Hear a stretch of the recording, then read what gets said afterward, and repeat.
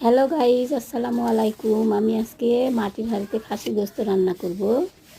আপনারা দেখেন, প্রথমে গোস্তটা ধুয়ে একটি হাঁড়ির মধ্যে নিছি। তারপরে ঝাল, পেঁয়াজ, আদা, রসুন, ধনিয়া পাতা, জিরা বাটা সব কিছু দিছি। দেওয়ার পরে গোস্তটা মাখাবো ভালোভাবে। সরিষার তেল দিয়ে ভালোভাবে গোস্তটা এখন মাখিয়ে নিব। তারপরে কিছুক্ষণ মাখার পর কিছুক্ষণ ম্যারিনেট করে রাখবো।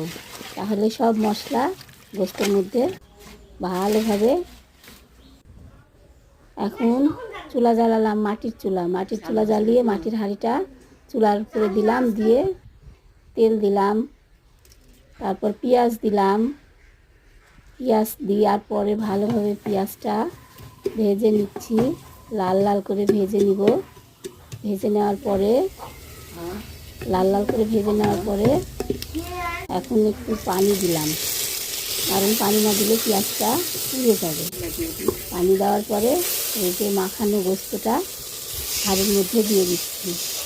মাটির হাঁড়িতে দেওয়ার পরে হাঁড়িটা ভালোভাবে ধুয়ে একটু পানি দিয়ে পানি দেওয়ার পরে গোস্তটা ভালোভাবে এখন কষাবো। গোস্ত যে কোনো তরকারি ভালোভাবে কষালে অনেক স্বাদ হয়।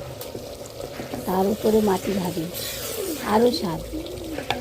এই যে কষাচ্ছি, ভালোভাবে কষাচ্ছি। কষাতে এবার আলু দিয়ে দিলাম। বড় বড় পিস আলুটা গোস্তের মধ্যে অনেক ভালো লাগে। আলু দিয়ে আবার কষাচ্ছি। ভালোভাবে কষাতে এই যে আমার খাসির গোস্ত রান্না প্রায় শেষের দিকে।